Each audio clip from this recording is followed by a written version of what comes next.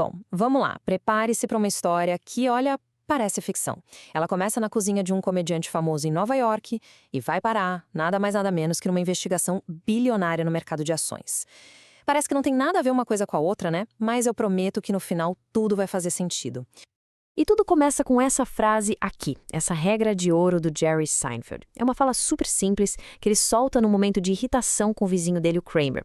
Mal sabia ele que essa frase descrevia perfeitamente um princípio econômico que custa uma fortuna para um monte de investidor. Para quem não lembra dessa cena clássica, o Kramer resolve que vai oficializar o hábito dele de pegar comida na casa do Jerry. Ele começa a anotar tudo que pega da geladeira para, sei lá, acertar as contas no fim de semana. Basicamente, ele cria um inventário da gorronice dele. E é aqui que a confusão toda começa. O Jerry fica possesso, porque o Kramer não tá só pegando coisas inteiras. Não, ele tá tentando pagar por frações. Meia lata de refri, um terço de uma maçã. O Jerry argumenta que o barulhinho da lata de refrigerante abrindo já é o som da compra da lata inteira. O ponto central é isso: certas coisas simplesmente não dá para dividir. E agora vem o pulo do gato.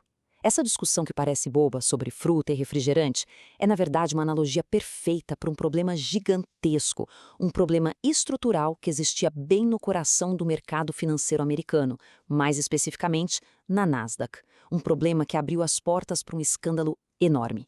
E aqui a gente chega no conceito principal. Essa briga do Jerry com Kramer é, na verdade, uma aula do dia a dia sobre uma ideia fundamental em economia e também em ciência de dados: a diferença entre o que é discreto e o que é contínuo. Pensa assim, ó, a gente pode ter uma maçã ou duas maçãs. Não dá para chegar no supermercado e pedir 1,73 maçãs. São unidades discretas. Agora, o tempo, por exemplo, é diferente. Ele é contínuo. Pode ser dividido infinitamente. Horas, minutos, segundos, milissegundos. O Kramer queria tratar a comida como algo contínuo, mas o Jerry batia o pé que ela era discreta. E isso não é só uma piadinha, não. É uma ferramenta super poderosa na economia. A tal da programação inteira lida exatamente com esses problemas. Não se pode construir meia fábrica ou contratar 2/3 de uma pessoa. As decisões, assim como as frutas na geladeira do Jerry, vêm em pacotes fechados, em unidades inteiras. Agora sim, vamos para Wall Street. O escândalo dos odd eighths, que a gente pode traduzir como oitavos ímpares, é basicamente o mesmo problema do Kramer, só que numa escala, bem, numa escala gigantesca. O sistema de preços das ações era por natureza discreto, e isso criou uma brecha que, nossa, foi muito bem aproveitada. Por motivos históricos, que vêm lá da época dos piratas espanhóis, os preços das ações não eram negociados em centavos. Eles se moviam em saltos de 1/8 de dólar, ou seja, 12 centavos e meio. Não existia um preço entre, digamos, $20 e $20 e 12 centavos e meio. Era uma unidade indivisível, exatamente como a maçã do Jerry. Aqui a gente consegue ver o problema na prática. A diferença entre o preço de compra e o preço de venda de uma ação se chama spread. É nessa diferencinha que os intermediários do mercado, os market makers, ganham dinheiro. Com esse sistema de oitavos, o menor spread possível era de 12 centavos e meio.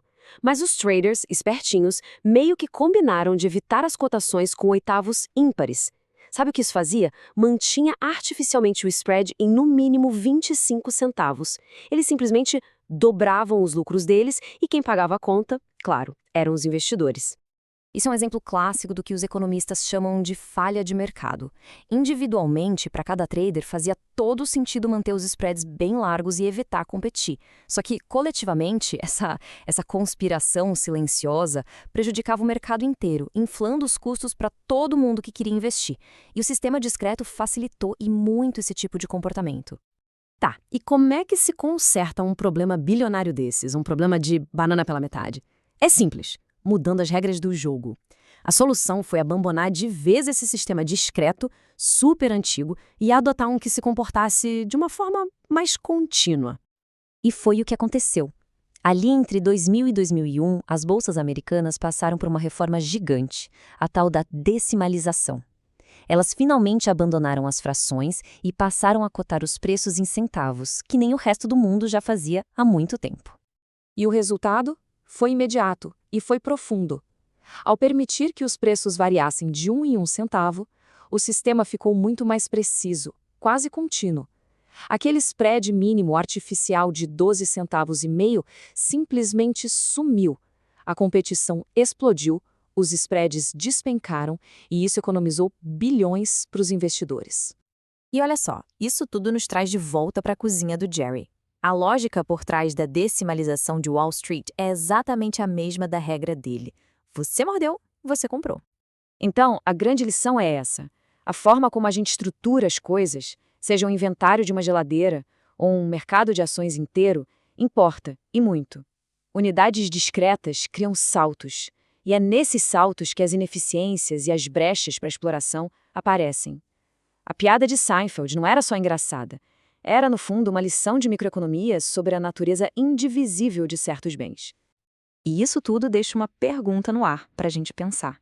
Desde o jeito como as passagens aéreas são precificadas até os planos de assinatura que a gente paga. Onde mais existem essas lacunas discretas que podem estar custando dinheiro ou criando resultados meio esquisitos? Fica a reflexão de que, às vezes, a resposta para um problema de $1 bilhão pode estar na coisa mais simples, como uma fruta mordida.